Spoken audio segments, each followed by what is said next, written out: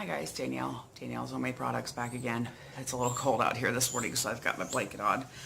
It's still early and chilly here in Indiana, so I am smoking too, so some of that is cigarette smoke, sorry.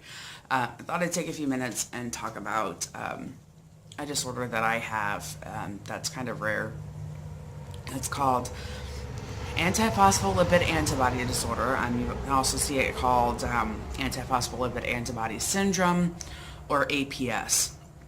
And what it is it's an autoimmune disorder where your immune system mistakenly attacks normal proteins in your blood, which causes them to form clots, makes your blood very thick. It can give you poor circulation. It's a rare disorder. There are only about 200,000 cases a year in the U.S. I was diagnosed with it when I was, God, I have to think. I was 22. Yeah, 22. I think about that. That's kind of scary. I was diagnosed with it after I had my second trimester miscarriage. Antiphospholipid APS, we'll just make this easy, is early. Is known to cause pregnancy complications as well as recurrent miscarriages, both early and late in pregnancy. So, and I'll explain a little bit about why in just a moment, but I got lucky. I did get lucky. I had a really good doctor at the time who ran every blood test imaginable after I lost my first daughter, and that he's the one who found it. Again, I was 22, and this disorder causes the membranes around the baby, your bag basically, for better lack of a word, to be very weak, and it breaks easily. Which is what happened to me with my first one. My water broke at 16 and a half, 17 weeks roughly, and that's caused a tailspin of other complications that occurred, and I'll do that in a separate video if anybody's interested. But this disorder is known, part of the symptoms of it are, chronic headaches and migraines because your blood is thicker, it moves slower in your body. Sorry about that. For me, there's two different ways of classifying the APS, primary or secondary. Primary is when there are no underlying other disorders or reasons, quote unquote reasons, for the issue, for having this disorder, which is what I would be considered because I didn't have any other issues at the time. Secondary would be if you had HIV, AIDS, some other kind of autoimmune disorder, or have taken medications that have basically activated the genetic disorder. It is considered genetic, though they don't necessarily quote it as hereditary. And the reason I say it that way is because there are plenty of people who have this syndrome, quote unquote, or have the antibodies for the syndrome, but don't actually develop the issues that go along with it. A lot of times they consider it activated based on, it could be something that occurs naturally in your life. It could be a medication that has triggered it. It's hard to tell exactly who it's going to be triggered in and who it's not. And again, with this being a genetic factor, I am the only one in my entire family who has this.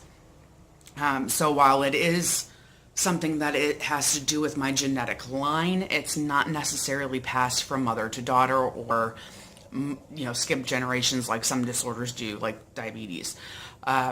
There's other factors that are involved in it. Now, I do plan on having my daughter tested for it when she gets a little bit older, just because I know there is a genetic factor. It is something...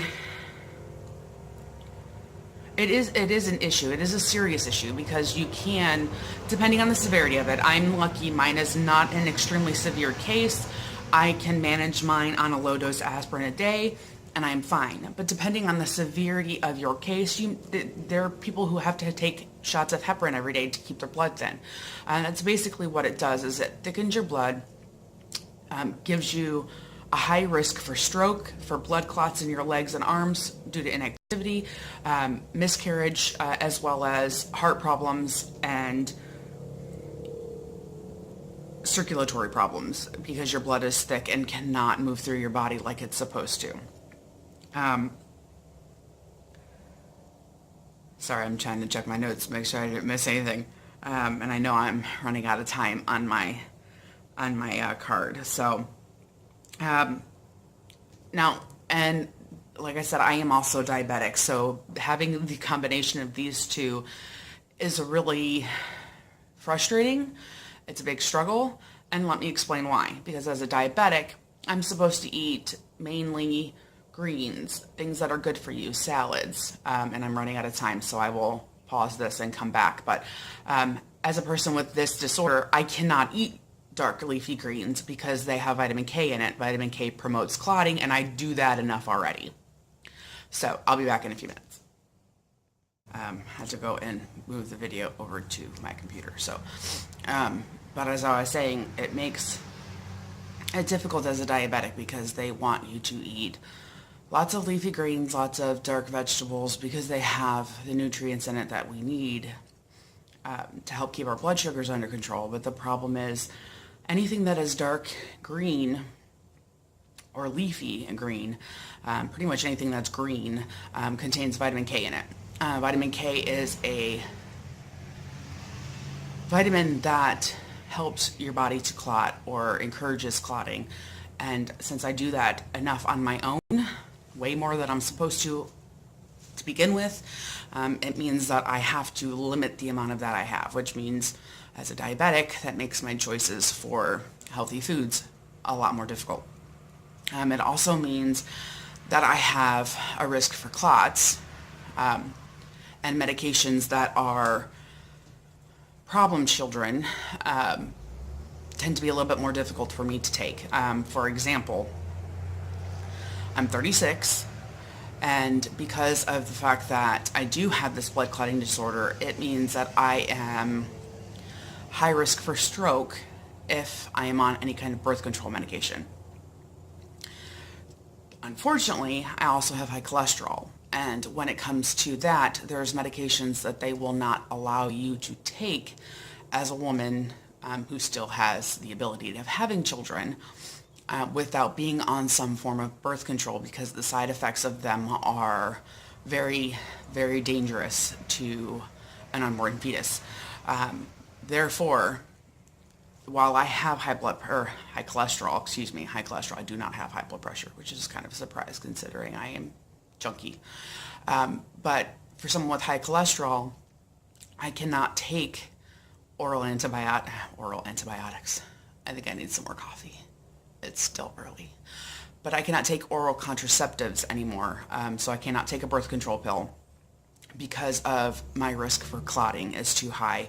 It puts me, especially because of my age, at a dangerous game, for lack of a better word. So they don't like to put me on birth control anymore because of it and because of my age. As you get older, the risks of clots increases. So especially when it comes to birth control, because it's just the nature of the beast. So because of my age, they won't put me on birth control because of the blood clotting disorder.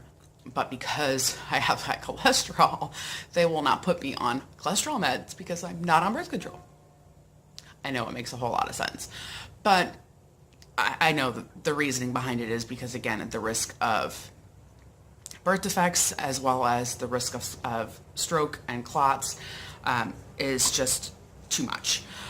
It also means a combination of the diabetes, which does cause nerve damage and poor circulation, especially in hands and feet, which is called neuropathy. The poor circulation that I get because of the blood clotting disorder also increases that neuropathy. And I do have neuropathy in my feet to a mild extent at this point. It's not anything they've got me on medication to help with at this point in time, but as over the last couple of years, I've noticed it getting worse and worse, which diabetes does run in my family as well. When I was pregnant with my daughter, I did have gestational diabetes, which, like I said, it was not that big of a surprise considering that I do have diabetes running on both sides of my family.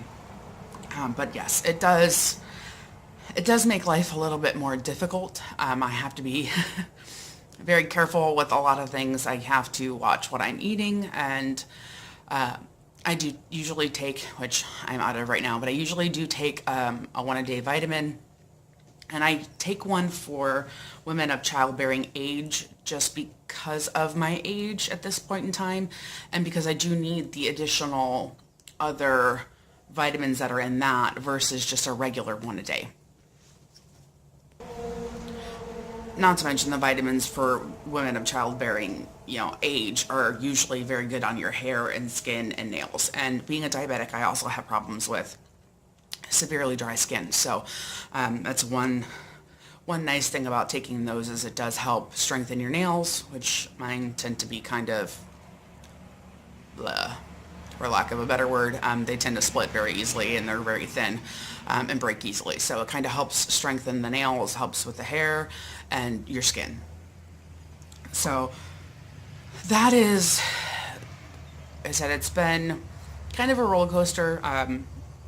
I've lost 2 babies in my second trimester with the blood clotting disorder. Well, actually, one was blood clotting disorder. The other one was an incompetent cervix. And again, I'll do that in another video. But this one is more or less just to make people aware of antiphospholipid antibody disorder or syndrome, however you want to call it. Just because, again, it is rare. There are less than 200,000 cases in the U.S. every year. It is not a typical thing, and they always love me when I have to go to the doctor. So I just figured I'd share that with y'all. If you've got any questions, please feel free to leave them in the comments. Don't forget to give this a thumbs up and share and subscribe. So I will talk to you guys soon. Bye-bye.